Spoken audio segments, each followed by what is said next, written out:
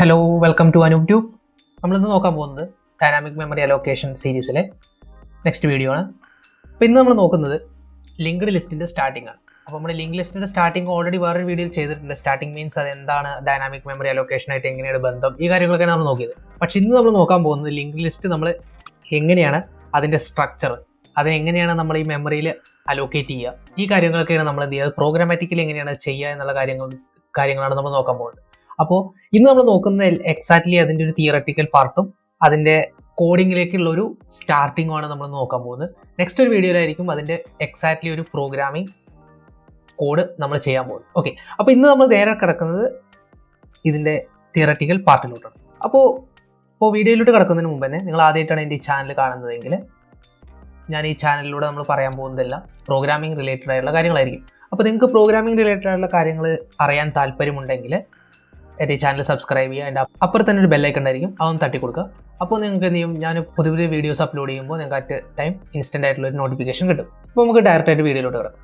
അപ്പോൾ ഇന്ന് നമ്മൾ നോക്കുന്നത് ഒരു സിമ്പിൾ ലിങ്ക് ലിസ്റ്റിൻ്റെ സ്ട്രക്ചർ എങ്ങനെയാണെന്നാണ്. അപ്പോൾ അതിൻ്റെ സ്ട്രക്ചർ മനസ്സിലാക്കി കഴിഞ്ഞാൽ മാത്രമേ നമുക്ക് അതിൻ്റെ ഒരു തിയററ്റിക്കലായിട്ട് ഒരു ഇമാജിനേഷൻ നമുക്ക് കിട്ടിക്കഴിഞ്ഞാൽ മാത്രമേ നമുക്ക് അതിനെ പ്രോഗ്രാമാറ്റിക്കലി ഇംപ്ലിമെൻറ്റ് ചെയ്യാൻ പറ്റുള്ളൂ. നമ്മളെപ്പോഴും അതിന് ഒരു പ്രോഗ്രാം എന്ന് പറയുമ്പോൾ എപ്പോഴും നമ്മളൊരു ഇമാജിനേഷൻ അതിലുണ്ടായിരിക്കും. നമ്മളൊരു ഇമാജിൻ ചെയ്യുന്ന സംഭവമായിരിക്കും നമ്മൾ അതിനെ എന്ത് ചെയ്യുക, ഇംപ്ലിമെൻറ്റ് ചെയ്യുക. ഓക്കെ, അപ്പോൾ നമുക്ക് കറക്റ്റായിട്ട് ഇമാജിൻ ചെയ്യാൻ പറ്റിയില്ലെങ്കിൽ നമുക്ക് കുറേ ടൈം എടുക്കും അത് ഇംപ്ലിമെൻറ്റ് ചെയ്തെടുക്കില്ല. കാരണം ഓരോ സമയത്ത് നമ്മൾ എന്ത് ചെയ്യും, അതിനെ മാറ്റിക്കൊണ്ടിരിക്കേണ്ടി വരും. അപ്പോൾ കറക്റ്റായിട്ടുള്ള ഒരു ഐഡിയ നമ്മൾ ആദ്യം ഉണ്ടാക്കണം. എന്താണ് ഈ ലിങ്ക്ഡ് ലിസ്റ്റ്, എന്താണ് നമ്മളിത് ഇംപ്ലിമെൻറ്റ് ചെയ്യാൻ പോകുന്നത്, എന്തിനു വേണ്ടിയിട്ടാണ് ഇത് ഇംപ്ലിമെൻറ്റ് ചെയ്യാൻ പോകുന്നത്, ഈ കാര്യങ്ങളൊക്കെ നമുക്ക് അറിഞ്ഞിരുന്നാൽ മാത്രമേ നമുക്ക് എന്ത് ചെയ്യാൻ പറ്റൂ, ഈ സംഭവത്തിനെ കോഡ് ചെയ്യാൻ പറ്റുള്ളൂ. അപ്പോൾ നമുക്ക് ഫസ്റ്റ് ടൈം നമ്മൾ നോക്കുന്നത് എന്താ വെച്ച് കഴിഞ്ഞാൽ നമ്മൾ എങ്ങനെയാണ് ഒരു നോൺ കോണ്ടിഗ്യൂസ് അറേഞ്ച്മെന്റ് ഉണ്ടാക്കുക. കഴിഞ്ഞൊരു വീഡിയോയിൽ നമ്മൾ പറഞ്ഞായിരുന്നു ഇത് ലീനിയർ ഡാറ്റ സ്ട്രക്ചർ ആണ്, പക്ഷെ നോൺ കോണ്ടിഗ്യൂസ് ആയിട്ടുള്ള ഒരു അറേഞ്ച്മെന്റ് ആയിരിക്കും ഉണ്ടാവുന്നത്. അപ്പോൾ നോൺ കോണ്ടിഗ്യൂസ് അറേഞ്ച്മെന്റ് എന്താണെന്ന് നമ്മളതിൽ പറഞ്ഞു.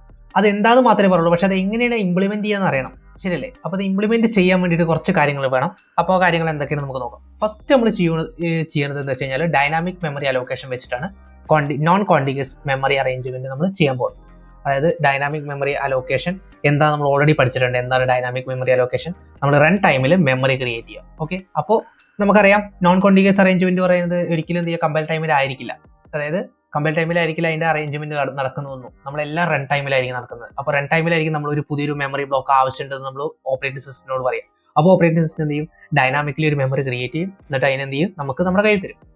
ഓക്കെ, അപ്പോൾ ഇത്രയും കാര്യങ്ങൾ നമ്മൾ ഓൾറെഡി എന്ത് യൂസ് ചെയ്തിട്ടാണ് ചെയ്യാൻ നമ്മൾ ഓൾറെഡി പറഞ്ഞിട്ടുണ്ട്. മാലോക്ക് എന്ന് പറയുന്ന ഫംഗ്ഷൻ യൂസ് ചെയ്തിട്ടാണ് കാര്യങ്ങൾ ചെയ്യുക, ഡൈനാമിക് മെമ്മറി അലോക്കേഷൻ ചെയ്യാൻ നമ്മൾ ഓൾറെഡി പറഞ്ഞിട്ടുണ്ട്. നെക്സ്റ്റ് എന്ന് പറഞ്ഞു കഴിഞ്ഞാൽ ഒരു സ്ട്രക്ചറാണ് നമ്മൾ യൂസ് ചെയ്യുക. അപ്പോൾ അത് യൂസ് ചെയ്തിട്ടാണ് നമ്മൾ എന്ത് ചെയ്യുക, ലിങ്ക്ഡ് ലിസ്റ്റ് എല്ലാം ഇംപ്ലിമെന്റ് ചെയ്യാൻ പോകുന്നത്. അപ്പോൾ എന്തുകൊണ്ടെന്ന് വെച്ച് കഴിഞ്ഞാൽ ഈ സ്ട്രക്ചറിൽ മാത്രമേ നമുക്ക് എന്ത് ചെയ്യാൻ പറ്റൂ, ഒന്നിൽ കൂടുതൽ ടൈപ്പ് ഓഫ് ഡാറ്റ ടൈപ്പ് നമുക്ക് എന്ത് ചെയ്യാൻ പറ്റും, ഇൻക്ലൂഡ് ചെയ്യാൻ പറ്റുള്ളൂ. കാരണം ഇൻറ്റിജർ മാത്രമേ നമുക്ക് യൂസ് ചെയ്യാൻ പറ്റൂ, ശരിയല്ലേ?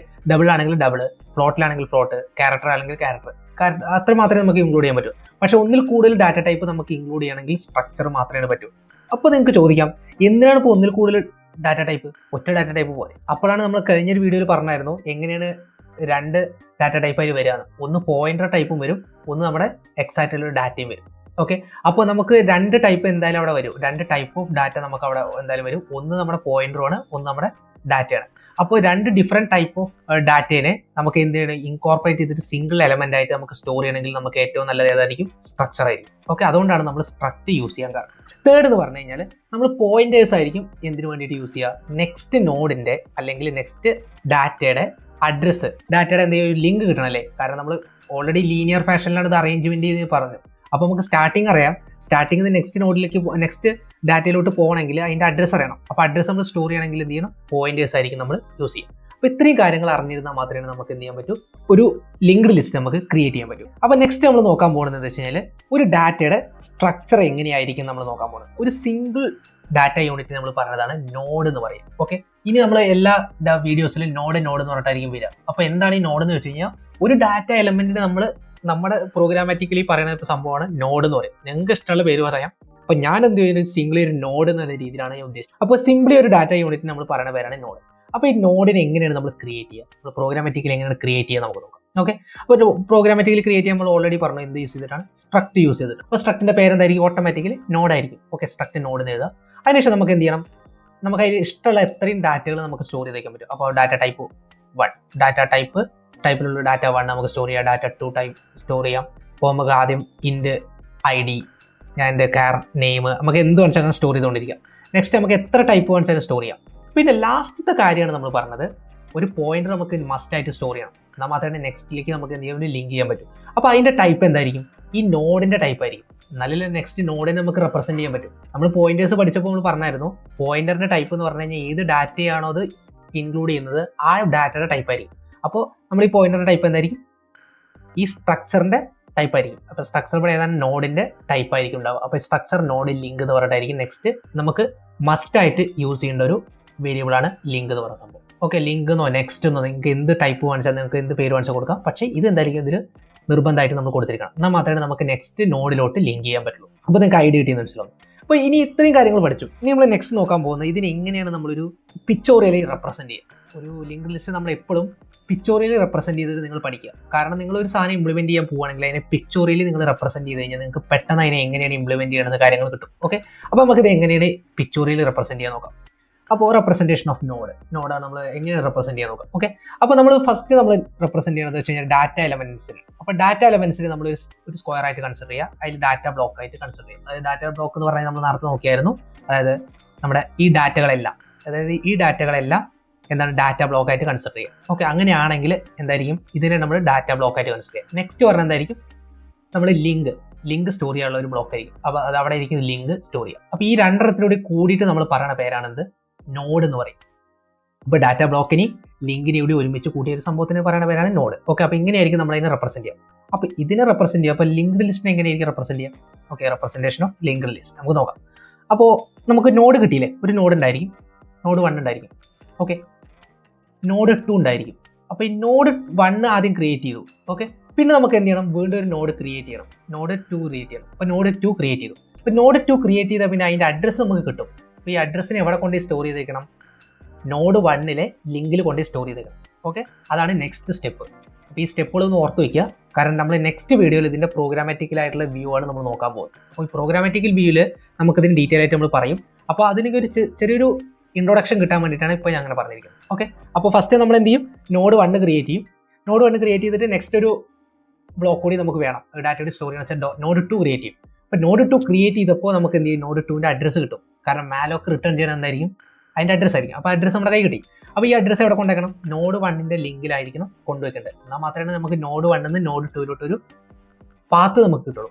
കാര്യം മനസ്സിലായല്ലോ? ഓക്കെ, അപ്പോൾ നമുക്ക് എങ്ങനെയായിരിക്കും അതിൻ്റെ പാത്ത് ഉണ്ടാവുക? നോഡ് 2ൻ്റെ അഡ്രസ്സാണ് നോഡ് 1ൻ്റെ ലിങ്കിലോട്ട് പാസ് ചെയ്യുന്നത്. അപ്പോൾ നമ്മൾ കഴിഞ്ഞ വീഡിയോസിലൊക്കെ നമ്മൾ ആരോ മാർക്ക് നോഡ് 1 നിന്ന് നോഡ് 2ലായിരിക്കായിരുന്നു. അതതിൻ്റെ പാത്ത് കാണിക്കാൻ വേണ്ടിയിട്ട്, നമ്മൾ ഫ്ലോ കാണിക്കാൻ വേണ്ടിയിട്ടാണ്. പക്ഷേ ഇതിൽ ഞാൻ കാണിച്ചിരിക്കുന്നത് പ്രോഗ്രാമാറ്റിക്കൽ വ്യൂ ആണ്. അതായത് നോഡ് 2ൻ്റെ അഡ്രസ്സാണ് നോഡ് 1ലോട്ട് ലിങ്ക് ചെയ്യുന്നത് രീതിയിലാണ് ഞാൻ കാണിച്ചിരിക്കുന്നത് കേട്ടോ. നെക്സ്റ്റ് നമ്മൾ നോഡ് 3 ക്രിയേറ്റ് ചെയ്തു. അതിൻ്റെ അഡ്രസ്സ് നമുക്ക് കിട്ടി. ആ അഡ്രസ്സിനെ എടുത്തിട്ട് എന്ത് ചെയ്തു? നോഡ് 2ൻ്റെ ലിങ്കിൽ എടുത്തിട്ടു. ഓക്കെ, നിങ്ങൾക്ക് ഐഡിയ കിട്ടിയെന്ന് ഞാൻ കരുതുന്നു.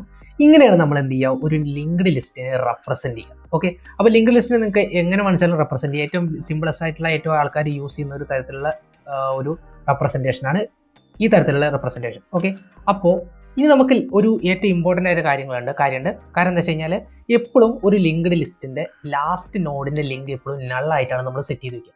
എന്നാൽ മാത്രമേ നമുക്ക് എന്ത് ചെയ്യാൻ പറ്റൂ? പ്രോഗ്രാമാറ്റിക്കലി ആ ലിങ്ക്ഡ് ലിസ്റ്റ് അവസാനിച്ചു എന്ന് നമുക്ക് പറയാൻ പറ്റുള്ളൂ. ഓക്കെ, അപ്പോൾ നമുക്ക് എപ്പോഴൊരു ടെർമിനേഷൻ ലിങ്ക് നമുക്ക് കിട്ടണം. എന്നാൽ മാത്രമേ നമുക്ക് അവസാനിപ്പിക്കാൻ പറ്റൂ. അല്ലെങ്കിൽ നമുക്ക് എവിടെ പോയിട്ടാണ് ഇത് അവസാനിക്കുക? കാരണം എന്താ വെച്ച് കഴിഞ്ഞാൽ നമുക്കത് എപ്പോഴാണ് അവസാനിപ്പിച്ചതെന്ന് അറിയാൻ പറ്റില്ല. അപ്പോൾ നമുക്ക് എപ്പോഴും ശ്രദ്ധിക്കേണ്ടത് വെച്ച് കഴിഞ്ഞാൽ എപ്പോഴും ഒരു ലിങ്ക്ഡ് ലിസ്റ്റിൻ്റെ ലാസ്റ്റ് നോഡിൻ്റെ ലിങ്ക് എപ്പോഴും എന്തായിരിക്കണം? നള്ളിലോട്ട് ലിങ്ക് ചെയ്ത് വെക്കണം. ഓക്കെ, നള്ളായിട്ട് ലിങ്ക് ചെയ്ത് വെക്കണം. അപ്പോൾ അതിന് വേണ്ടിയിട്ട് നമ്മൾ യൂസ് ചെയ്യുന്നൊരു സിമ്പിളാണ് നമ്മുടെ എർത്തിങ് സിമ്പിൾ ഉണ്ടല്ലോ. നമ്മൾ ഫിസിക്സിലൊക്കെ പഠിച്ചിട്ടുണ്ട് എർത്തിങ് സിമ്പിൾ. ഓക്കെ, അപ്പോൾ അതേപോലെ തന്നെ എർത്തിങ് സിമ്പിൾ യൂസ് ചെയ്തിട്ടാണ് നമ്മൾ സാധാരണ ഇങ്ങനെ നള്ള് ചെയ്തിട്ട് കാണിക്കാറ്. ഓക്കെ, അത് നള്ള് ചെയ്യാണെന്ന് അർത്ഥം. അതായത് ലിങ്ക് നള്ളിലോട്ടാണ് പോയിന്റ് ചെയ്തിരിക്കുന്നത് അറിയാൻ വേണ്ടിയിട്ട് നമ്മൾ സാധാരണ യൂസ് ചെയ്യാറാണ്. ഒരു എർത്തിങ് സിമ്പിളാണ് സാധാരണ യൂസ് ചെയ്യാറ്. നിങ്ങൾക്ക് എന്ത് ടൈപ്പ് വാങ്ങിച്ചാലും അവിടെ യൂസ് ചെയ്യാം. അപ്പോൾ അവിടെ ആരോ മാർക്കിട്ട് നള്ളിന് എഴുതി കഴിഞ്ഞാലും ഓക്കെ ആണ് കേട്ടോ. അപ്പോൾ നിങ്ങൾക്ക് എങ്ങനത്തെ വേണിച്ചാലും യൂസ് ചെയ്യാം. അപ്പോൾ ഇങ്ങനെയാണ് നമ്മൾ സാധാരണ ഒരു ലിങ്ക്ഡ് ലിസ്റ്റ് പിക്ചോറിയൽ വേയിൽ റെപ്രസെൻറ്റ് ചെയ്യുക. ഓക്കെ, അപ്പോൾ നെക്സ്റ്റ് നമ്മൾ നോക്കുന്നത് എന്താ വെച്ച് കഴിഞ്ഞാൽ ഈ സ്റ്റാർട്ടിങ് നോഡിന് നമ്മൾ എപ്പോഴും പറയും ഹെഡ് എന്നാണ് നമ്മൾ പറയുക. അതായത് സ്റ്റാർട്ടിങ് നോഡ് എന്ന് പറഞ്ഞാൽ എന്തായിരിക്കും? ഹെഡ് ആയിരിക്കും. ഓക്കെ, അപ്പോൾ സ്റ്റാർട്ടിങ് നോഡിന് നമ്മൾ എപ്പോഴും head of the linked list എന്നാണ് പറയുക. കാരണം എന്താ വെച്ച് കഴിഞ്ഞാൽ ഈ ഹെഡ് യൂസ് ചെയ്തിട്ടാണ് നമ്മൾ എന്ത് ചെയ്യുക? ഈ ലിങ്ക്ഡ് ലിസ്റ്റിനെ മൊത്തം ഐട്രേറ്റ് ചെയ്യുക. അല്ലെങ്കിൽ ഐട്രേറ്റ് ചെയ്യുക മീൻസ് നമ്മൾ എന്ത് ചെയ്യുക? വിസിറ്റ് ചെയ്യണതെല്ലാം ഈ ഹെഡ് യൂസ് ചെയ്തിട്ടായിരിക്കും. അപ്പോൾ എപ്പോഴും ലിങ്ക് ലിസ്റ്റ് ചെയ്യുന്ന കാര്യം ശ്രദ്ധിക്കുക. ഹെഡ് ഒരിക്കലും നമ്മുടെ കയ്യിൽ നിന്ന് മിസ്സാവാൻ പാടില്ല. ഹെഡ് മിസ്സായി കഴിഞ്ഞാൽ നമുക്ക് ആ ലിങ്ക്ഡ് ലിസ്റ്റ് മിസ്സായ പോലെയാണ്. കാര്യം മനസ്സിലായല്ലോ? അപ്പോൾ ഹെഡ് ഒരിക്കലും നമ്മൾ എന്ത് ചെയ്യാൻ പാടില്ല? മിസ്സാക്കാൻ പാടില്ല എന്നാണ് നമ്മൾ മനസ്സിലാക്കേണ്ടത്. ഓക്കെ, അപ്പോൾ ഹെഡ് ഉണ്ടായിക്കഴിഞ്ഞാൽ ആൾറെഡി ഒരു സാധനം ഉണ്ടായിരിക്കണം, ബേസിക്കലി ആണ് സാധനം. അപ്പോൾ ലാസ്റ്റിനോടെ നമ്മൾ പറയുന്ന പേരാണ് tail. Okay, tail of the linked list. അപ്പോൾ ഈ രണ്ട് കാര്യങ്ങൾ നിങ്ങൾ ഓർത്ത് വെക്കുക, കാരണം നമ്മൾ നെക്സ്റ്റ് വീഡിയോയിൽ നമ്മൾ ഈ സാധനത്തിന് യൂസ് ചെയ്യും. ഓക്കെ, അപ്പോൾ ടെയിലിൽ നമ്മളിപ്പോൾ യൂസ് ചെയ്യില്ലെങ്കിലും നമ്മൾ യൂസ് ചെയ്യും. ഓക്കെ, അപ്പോൾ ഹെഡും ടെയിലും നിങ്ങൾ ഓർത്ത് വെക്കുക.